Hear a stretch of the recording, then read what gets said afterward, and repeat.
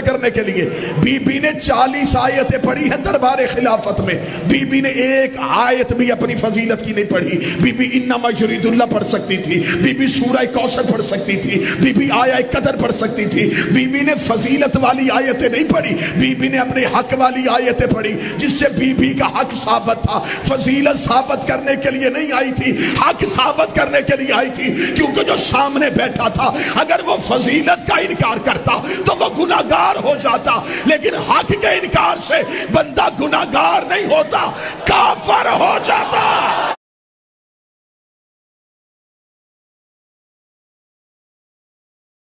آپ نے اس شخص کی گفتگو کو سنا، کیسا لگا؟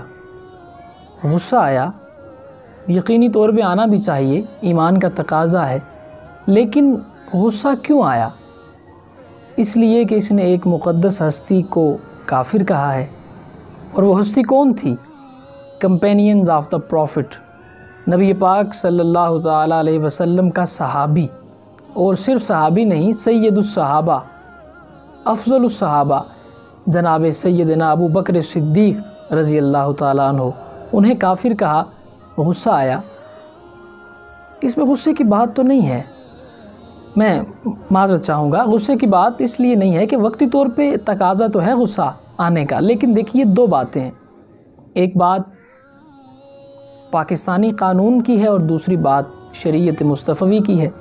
پاکستانی قانون کو دیکھا جائے تو ایف آئی آر درج ہو چکی ہے، بہت جلد یہ شخص پابند سلاسل ہوگا۔ کیا کہہ رہے ہیں کہ نہیں ہوگا؟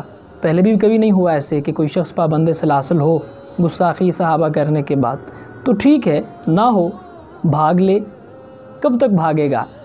کہاں تک بھاگے گا؟ آخر کوئی غازی خالد بھی تو پیدا ہونا ہے، غازی علم الدین شہید، غازی عامر چیمہ شہید، غازی ممتاز قادری شہید کے روحانی فرزندان نے بھی تو پیدا ہونا ہے نا، تو دیکھتے ہیں کیا ہوتا ہے۔ دوسری بات شریعت مصطفی کی، تو دیکھیے پریشانی کی بات ہی نہیں ہے، اس نے کافر کہا، کسے کہا؟ صحابی رسول کو۔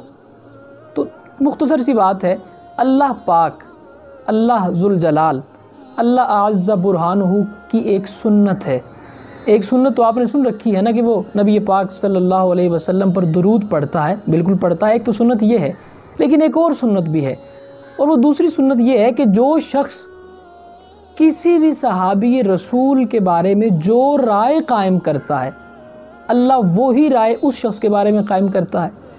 پہلا پارہ دیکھیے، منافقین نے کہا آمنو کما آمن السفہاء، ہم لوگ ایمان لے آئے جیسے یہ بے وقوف لوگ ایمان لے آئے، تو اللہ نے کہا الا انہم ہم السفہاء، جو میرے نبی کے صحابہ کو بے وقوف کہتا ہے وہ خود بے وقوف ہے۔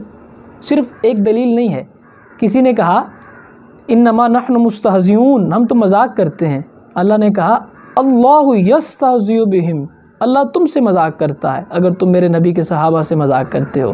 کسی نے کہا ہم المفسدون، یہ تو فسادی ہیں، تو اللہ نے کہا الا انہم ہم المفسدون، جو میرے نبی کے صحابہ کو فساد برپا کرنے والا فسادی کہتا ہے وہ خود فسادی ہے۔ پریشانی کی بات نہیں ہے، پاکستانی قانون بھی ہمارے ساتھ ہے اور شریعت مصطفی کا قانون بھی ہمارے ساتھ ہے۔ یہ شخص بہت جلد کیفر کردار تک پہنچ جائے گا۔ میرے دوستو، ہر جنگ جیت جاؤں گا میں بدر کی طرح، ہر جنگ جیت جاؤں گا میں بدر کی طرح، بس ایک دوست چاہیے ابو بکر کی طرح۔